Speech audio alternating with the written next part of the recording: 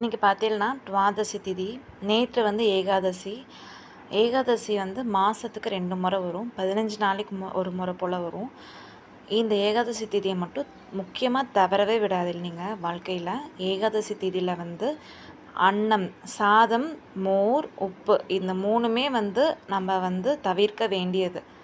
சப்பாத்தி இருக்குல்லையா, அதாவது கோதுமை ரவை இந்த மாதிரி வந்து நீங்கள் சாப்பிடுங்க. அந்த ஏகாதசி நாள் முழுவதும் என்னால் பட்டினியாக இருக்க முடியும், தண்ணி மட்டும் குடிச்சிட்டு இருக்க முடியுங்கிறவா கண்டிப்பாக இருக்கலாம்.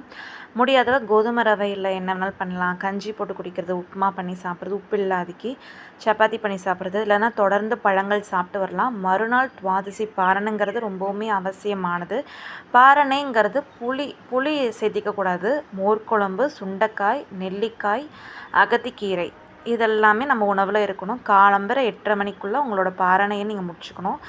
ஏகாதசி துவாதசிங்கிறது வாழ்க்கையில் அவசியமாக கடைப்பிடிக்க வேண்டியது ஒன்று. நம்மளோட வாழ்க்கையும் இன்னும் நன்னா சிறப்பாக இருக்கும்.